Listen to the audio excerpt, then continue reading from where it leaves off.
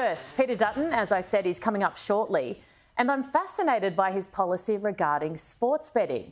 It was announced in last night's budget reply. Let me start, though, by complimenting the opposition on one particular aspect, and that's a commitment to restore subsidised psychology sessions to 20. The current government reduced the scheme to 10 recently, in what I consider to be a real own goal. There's no excuse in this day and age for underestimating the impact mental health has on individuals and society, and longer term on this country's bottom line. It costs a hell of a lot more to neglect the issue than it does to try and prevent it escalating. And I'm not just talking about those who suffer seriously. Most people, even at a moderate level, would benefit from a little help every now and then. And with some sessions costing upwards of $400 an hour, it's just not possible for most people. Great to invest in bulk billing for GPs, absolutely. But any parent of a teenager will tell you the majority of their issues aren't physical, it's in their heads.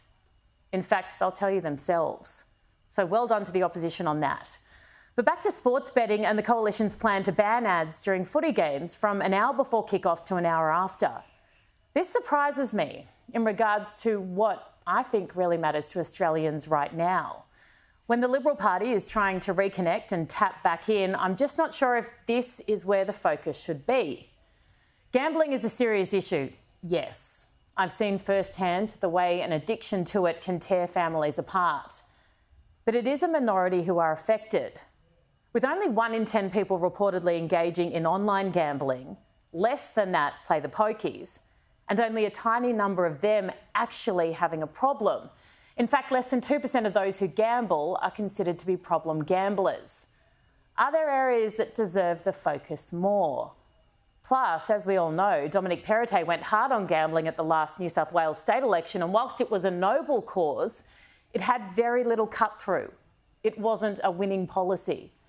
Now, that doesn't mean it's not worth doing, or that politicians should just be focusing on what might win them votes, not at all. Tackling problem gambling deserves attention, but I just don't know if this particular policy is the answer. It seems narrow or something like that to me, to be honest. But I'm open to being persuaded, and I'm fascinated to understand the thinking behind it, so I'll ask the opposition leader about that shortly. Also fascinated, if that's the right word, it probably isn't, by today's events in Melbourne. The expulsion of Liberal Moira Deeming. Leader John Pesutto failing to explain to Victorians, especially those who voted for her, as to why. Now, regardless of which side of the fence you sit on this issue, there must be universal agreement that the whole debacle has been handled appallingly.